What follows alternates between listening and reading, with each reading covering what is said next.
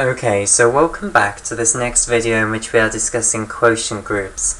Okay, so we're currently in the process of discussing the First Isomorphism Theorem. So let me just remind you of what the First Isomorphism Theorem says. Okay, so the First Isomorphism Theorem is about homomorphisms, and it says that for a homomorphism phi, which is surjective and maps the domain group G onto the codomain group G prime, the codomain group G prime is isomorphic to the domain group quotiented out by the kernel of the homomorphism, where the kernel of the homomorphism is the subgroup, the specifically normal subgroup of the domain group containing all elements in the domain group which are mapped onto the identity elements in the codomain group. Okay, right. So what we saw in the previous video is that if we divide the group up into the cosets of the kernel of the homomorphism, and because the kernel of the homomorphism is a normal subgroup, there's only one way to do that, then this is very interesting because all of the elements in a coset are mapped onto the same element in the codomain group, okay, and moreover, elements in different cosets of the kernel of the homomorphism are definitely mapped onto separate elements in the codomain group. Okay, so that's some nice insight then into the nature of homomorphisms and how it relates to the partition of this domain group up into the cosets of the kernel of the homomorphism. Okay, what I now want to do is actually prove that the codomain group is isomorphic to the quotient group of G by the kernel of the homomorphism. Okay, right. So to do this then, what I need to do is find you an isomorphism, okay, a mapping from one of these groups to the other, and I'm actually going to go from the quotient group to the codomain group, okay, that satisfies the homomorphism property, okay, and it needs to also be a bijective map, okay, so it needs to be a bijective homomorphism, also called an isomorphism. Okay, so let's go over the page and study this. Okay, so what I need then is a mapping which I'll call F, because I've already used phi for the homomorphism. Okay, so I need a mapping F which is going to be an isomorphism which is going to map my quotient group of G by the kernel of the homomorphism ker phi onto the codomain group capital G prime, okay, and I need this mapping to be bijective and also satisfy the homomorphism property that f of two cosets composed together in the quotient group of G by the kernel of the homomorphism is equal to f of the first coset composed with f of the second coset, where the composition of their images is in the codomain group. Okay, right, so I'm just going to throw this isomorphism at you, and then we'll discuss why it actually is an isomorphism. Okay, right, so my mapping is going to take any coset in the quotient group of G by the kernel of the homomorphism. So A bar here is an element of this quotient group of G by the kernel of the homomorphism, okay, and this mapping F is going to take this coset A bar and it's going to map it onto the element of the codomain group G prime which all of the elements in this coset A bar are mapped onto. Okay, so you'll remember me telling you that all of the elements in one coset are mapped onto one element in the codomain group. Basically, if you want me to tell you what I'm going to map a coset in the quotient group onto, quite simply, it's the element that all of the elements in the coset are mapped onto in the codomain group, basically. So what I can quite simply do is take a representative from this coset and ask what is phi of that representative, and that will be my answer. So it will take A bar and it will map it onto phi of, we might as well use the representative A, but you could have used any representative, okay, because we know that all the elements of a coset are mapped onto the same element in the codomain group by the homomorphism phi. Okay, so this has the potential to get very confusing, so I just want to redraw out the picture that I had over on the other side, because that is going to be so important here. Okay, so Let's firstly draw the two initial groups. So we have here our domain group and we have our codomain group G prime here, and we have this mapping phi, which remember was a homomorphism between the two.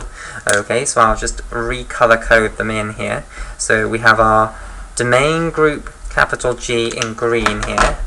We have our codomain group capital G prime in red here. Okay, and we have our homomorphism phi here. Okay, then what we have is our kernel of our homomorphism, which is here. So this is the kernel of the homomorphism. Okay, and I'll colour in the kernel of the homomorphism in blue here. Okay, and we have now partitioned up the domain group into the cosets of the kernel of the homomorphism like so. And to have an example one here, we have the coset A bar named after the element little a, which is an arbitrary element within that coset.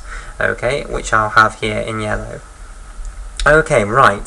So what I am now trying to do then is establish an isomorphism between the quotient group G by the kernel of the homomorphism and the codomain group. Okay, and remember this quotient group, which I'll just write out here, this is a separate group. Okay, so here it is over here. Okay, and this is going to be called G by the kernel of the homomorphism, and this is just going to contain all of the cosets. So we'll have E bar, which will represent the kernel of the homomorphism. Okay, so here it is in blue. Okay, and we'll have A bar, which will represent that coset containing the element little a. And now what I want to do is find a mapping F, which is going to be an isomorphism from here, my quotient group, and I think I'll colour code the quotient group in as well. I'll represent the quotient group in turquoise here, to the codomain group, capital G prime over here. Okay, and this needs to be a bijective map from the quotient group into the codomain group, which satisfies the homomorphism property. Okay, so the mapping that I claim is actually an isomorphism between the quotient group G by the kernel of the homomorphism and the codomain group is the mapping which carries any coset in the quotient group here. So let's take the coset A bar and maps it onto phi of little a. So basically what this means is if you've got any coset and you want to know what F is going to map it onto, quite simply take a representative of the coset in the domain group and ask what does phi map that representative onto in the codomain group, okay, and then that's your answer as to what F needs to map that coset onto. Okay, right, and we know that this is a well-defined map because we know that all elements of a coset are mapped onto the same element in the codomain group by the homomorphism phi. Okay, so that means that it does not matter which representative of the coset that you use here, you can use any of them and you'll always get the same answer. So this mapping is well defined. If one person worked out what this mapping was and then another person worked out what this mapping was and they used different representatives for the cosets, they'd get the same answer basically. Okay, so we know that the mapping is well defined, so it's a well defined map which will take every coset and map it onto an element in the codomain. What we now want to prove is that it obeys the two properties of an isomorphism. Okay, so we need to prove that it's a bijective map, and we need to prove that it obeys the property of homomorphisms. Okay, right, so firstly let's go for bijective. Okay, so there are two parts to bijective. There is surjective and injective. Let's start with surjective. Okay, right, so surjective, we need to prove that this is an onto mapping. Now how can we prove that it's onto? So we need to prove that for any element of the codomain here of the mapping, okay, so any element of the codomain group here, that there is an element back here in the quotient group which is mapped onto that element in the codomain. So all of the elements of the codomain get some element in the quotient group being mapped onto them, basically, is what we need to prove. Okay, well quite simply we're going to use the fact that phi here is a surjective map. Okay, so if we've got some element here in the codomain group, okay, because phi is a surjective map, that will mean there is some element back here in the domain group that is mapped onto that by phi. Okay, quite simply take the coset that contains that element. Okay, so if I've got an arbitrary element here and I'm trying to find some element in here that's mapped onto it, what we can do is apply the fact that this is surjective to say that there must be some element in the codomain group, capital G over here, that is mapped onto it by the homomorphism phi, basically. Okay, and then quite simply we take the coset that contains this element in the in the domain group, which is being mapped onto that element in the codomain group, and that coset then must be mapped onto that element in the codomain group by this mapping F. Okay, so we're going to take this coset here, and I'll just colour this in purple. So we'll represent this coset here in purple, and it can have a purple blob here. And my claim now is that that entire coset in the quotient group is going to be mapped onto this element in the codomain group. Okay, and it has to be because of, look at the way that we have defined the mapping F. Okay, the mapping F takes any coset onto what phi maps any representative of that coset onto, and phi maps a representative of that coset onto this element in the codomain, and therefore F must map this element of the quotient group onto that element in the codomain. Okay, so there we have proven that it is surjective. So if I take an arbitrary element in this codomain group, I have told you how to find an element in the quotient group that is mapped onto it by this mapping F. So surjectivity is done. Okay, so I'll just put a little S there and we can tick surjective off. Okay, the next one, we need to prove that it's injective. Okay, we need to prove that it's 1-to-1. Okay, so we need to prove that for each element in here, that only one element in here is going to be mapped onto that. Well, hopefully that should be obvious by the fact that we have shown that if two elements of the domain group here are in different cosets, they are mapped onto different elements in the codomain group by phi. Okay, so what we showed is that all of the elements in different cosets cannot be mapped onto the same element in the codomain group by this mapping phi. So then, how on earth could you end up with cosets, different cosets here, being mapped onto the same element here? Okay, so if the mapping wasn't injective, it would be the case that there were two cosets in our quotient group being mapped onto the same element in the codomain group. Okay, so let me just colour these in. So I have these two elements here being mapped onto one element there. Okay, but that would then imply that the representatives from both of these cosets were being mapped onto the same element in the codomain by the mapping phi, just by our definition of F. Okay, and that cannot happen. We know that elements in different cosets must be mapped onto different elements in the codomain group by our homomorphism phi. Okay, so that is what gives us injectivity, basically. The fact that elements in different cosets must be mapped onto different elements in the codomain. Okay, so the mapping is bijective, basically. Okay, right, so we've got a bijective mapping between the quotient group and our codomain group. Okay, what we now want to prove is that it obeys the property of homomorphisms. So we want to prove that for two arbitrary cosets that you take here, so let's say for all little a bar and little b bar, which are just my notations for two arbitrary cosets in the quotient group here, which are elements of the quotient group of G by the kernel of the homomorphism, ker phi. Okay, we want to prove that it is the case that f of a bar composed with b bar, okay, where this composition here means the composition in the quotient group, okay, so I'll colour code this in turquoise, so this means composition in our quotient group here. We want to prove that that is going to be equal to f of a bar composed with f of b bar, where this now is composition in our codomain group, so I'll colour code that once again in red. Okay, so this is what we need to prove in order to finally show that this mapping F is an isomorphism. Okay, so quite simply, let's start with the left-hand side of this equation. So we want to look at f of a bar composed with b bar. Okay, well this is composition in the quotient group, and we know how composition in the quotient group works, okay, because we have spent this entire video discussing quotient groups. So if you want to compose two of these cosets together in the quotient group, how do you do it? You take representatives from each and compose those two together in the old domain group.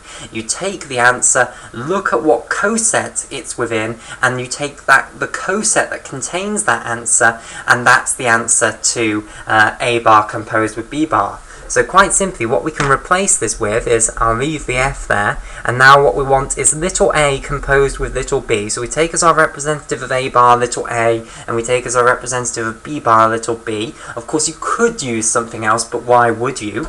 Okay, and then you take the quotient, you take the coset that contains A composed with B.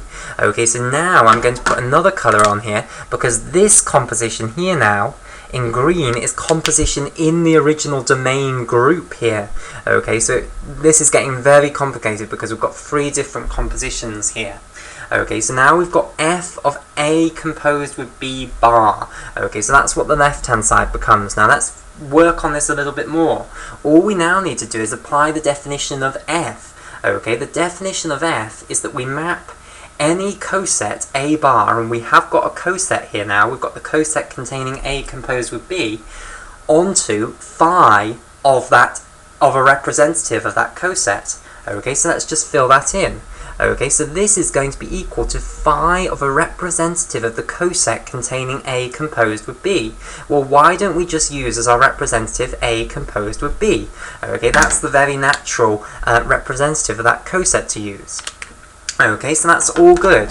Excellent. So we'll stop with the left-hand side for a moment, and we'll now work a bit more on the right-hand side. Okay, so all we need to do on the right-hand side then is replace these F of A bars and F of B bars with exactly what they are just from the definition of this function F. Okay, so F of A bar is just going to equal phi of A, so phi of a representative of this coset. Okay, so I'll just replace that with phi of A. Again, I could use any representative of the coset A bar, but the most obvious one to use is A. Okay, the composition remains there, so I'll put composition in red here, which means composition in the codomain group. And then F of B bar, again, we'll just replace that with phi of B here.